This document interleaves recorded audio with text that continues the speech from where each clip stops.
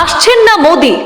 খবর ছড়াতেই সভার মাঠে তৈরি হয় উত্তেজনা, হতাশ সমর্থকদের মধ্যে অসন্তোষ, গেট এবং ব্যারিকেডের কাছে ভিড়।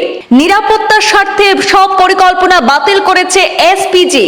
অবশেষে সিদ্ধান্ত, বিমানবন্দর থেকেই ভার্চুয়াল সভায় যোগ দেবেন প্রধানমন্ত্রী। তবে ক্ষোভের পরিস্থিতি বজায়। কুয়াশার কারণে তাহিরপুরে নামতে পারেনি মোদির কপ্টার। দৃশ্যমানতা কম থাকায় মাঝপথ থেকেই কলকাতায় ফিরে যেতে হয়েছে। সড়ক পথে প্রধানমন্ত্রীর সভাস্থলে পৌঁছানোর পরিকল্পনা থাকলেও নিরাপত্তার কারণে ছাড়পত্র দেয়নি এসপিজি নিরাপত্তা ব্যবস্থা। মোদির সভায় যোগ দিতে আসার সময় মর্মান্তিক দুর্ঘটনা, ট্রেনের সঙ্গে সংঘর্ষে মৃত্যু 4 বিজেপি সমর্থকের। আসছেন না মোদি, আর এই খবর চাউর হতেই হুলস্থুল কাণ্ড পশ্চিমবাংলার তাহিরপুরে। উপস্থিতির মধ্যে সৃষ্টি হয়েছে তুলকালাম, রীতিমতো ভয়ঙ্কর পরিস্থিতি তৈরি হয়। পূর্বে নির্ধারিত ছিল যে আজ শনিবার তাহিরপুরে মোদির জনসভা হবে, আর সভার আগে ভিড়ের চোটে সভাস্থলে ঢোকা দায় হয়ে ওঠে। প্রধানমন্ত্রীর দর্শন পেতে 1 কিলোমিটার দূরের হেলিপ্যাডেও ভিড় জমান দর্শকরা এবং সমর্থকরা। তবে তাদের আশা ভঙ্গ হয়ে যায়। কুয়াশার জন্য তাহিরপুরে নামতে পারেনি মোদির কপ্টার।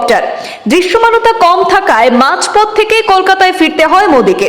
তারপর সিদ্ধান্ত হয়েছিল সড়কপথে সভায় পৌঁছাবেন প্রধানমন্ত্রী নরেন্দ্র মোদি, কিন্তু নিরাপত্তার কারণে সেখানে পরিকল্পনা বাতিল করে এসপিজি। অবশেষে ঠিক হয় যে কলকাতা বিমানবন্দর থেকে ভার্চুয়াল সভা করবেন প্রধানমন্ত্রী। আর এই পরিস্থিতিতে বাঁধ ভাঙা পরিস্থিতি তৈরি হয়। আশাভঙ্গ হয়, যেন তেন ভাবে সভাস্থলে ঢোকার চেষ্টা করতে থাকেন সমর্থকরা। ব্যারিকেড ভেঙে ফেলার উপক্রম হয়।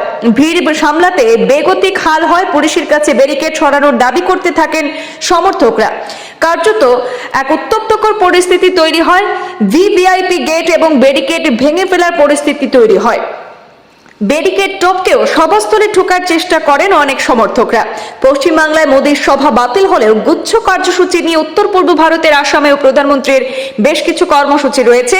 কঠোর নিরাপত্তা বলে মোড়ে ফেলা হয়েছে পুরো গুয়াহাটি মহানগরী।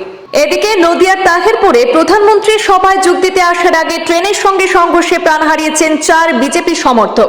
এই ঘটনায় আরো একজন আহত হয়েছেন। আহত ব্যক্তিকে গুরুতর অবস্থায় স্থানীয় হাসপাতালে ভর্তি করা হয়েছে। নিহত এবং আহতরা সকলেই মুর্শিদাবাদের বাসিন্দা বলে জানা গেছে।